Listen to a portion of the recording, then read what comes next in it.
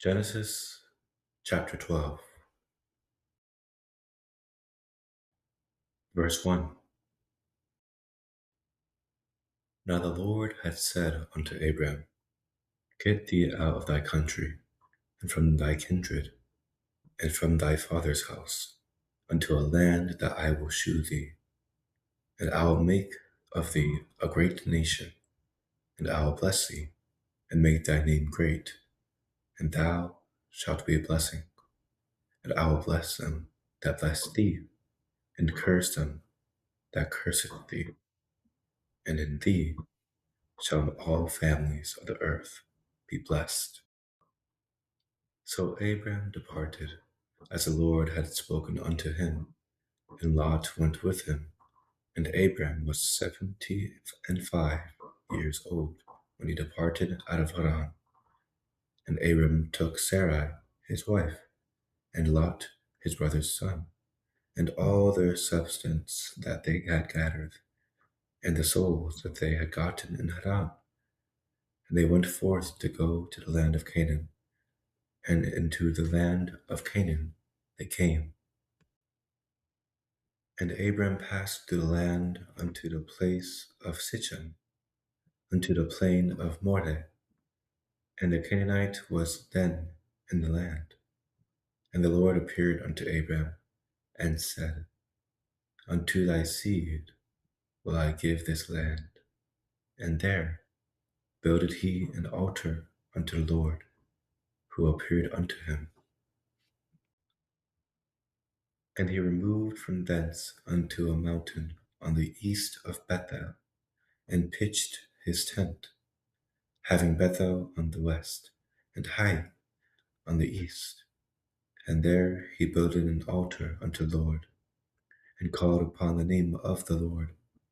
And Abram journeyed, going on still toward the south. There was a famine in the land, and Abram went down into Egypt to sojourn there, for the famine was grievous in the land. And it came to pass, when he was come near to enter into Egypt, that he said unto Sarai his wife, Behold now, I know that thou art a fair woman to look upon. Therefore it shall come to pass, when the Egyptians shall see thee, that they shall say, This is his wife. And they will kill me, but they will save thee alive. Say, I pray thee, thou art my sister, that it may be well with me for thy sake, and my soul shall live because of thee. And it came to pass that when Abram was come into Egypt, the Egyptians beheld the woman that she was very fair. The princes also of Pharaoh saw her, and committed her before Pharaoh. And the woman was taken into Pharaoh's house. And he entreated Abram well for her sake. And he had sheep and oxen, and he had asses, and menservants, and maidservants, and sheep, asses, and camels. And the Lord plagued Pharaoh and his house with great plagues because of Sarai, Abram's wife. And Pharaoh called Abram and said, What is this that thou hast done unto me? Why didst thou not tell me that she was thy wife? Why saidst thou, She is my sister, so I might have taken her to me to wife? Now, therefore, behold thy wife, take her, and go thy way. And Pharaoh commanded his men concerning him, and they sent him away, and his wife, and all that he had. Genesis chapter 12.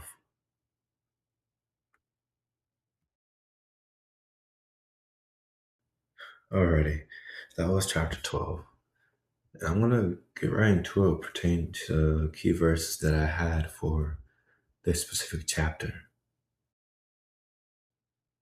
So it says in Genesis chapter 12, starting verse 11 up to verse 13, And it came to pass when he was come near to enter into Egypt, that he said unto Sarah his wife, Behold now, I know that thou art a fair woman to look upon.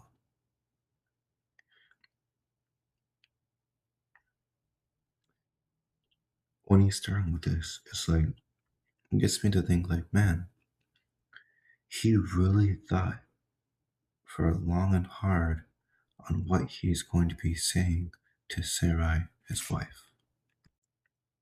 I say this because in verse 12, it reads, "Therefore it shall come to pass that when the Egyptians shall see thee, that they shall say, This is his wife, and they will kill me, but they'll save thee alive." So it's like him thinking all of these different thoughts in his head, and this is what it produces when he voices it out. And then after that, he says in verse 13, "Stay, I pray thee, thou art my sister, that it may be well with me for thy sake, and my soul shall live because of thee." And it's like the mentality of being in fear due to how others will view you because of who you are with,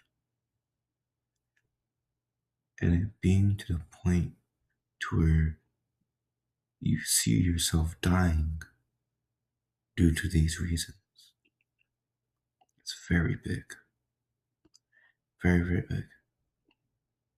So it must have been anticipated over time, like that anxiety growing every single step they took towards Egypt. What will happen? Who is it going to be? What's going to happen to my wife? What's going to happen to me? So all that buildup really gets me. And I can see that. And I empathize with it too.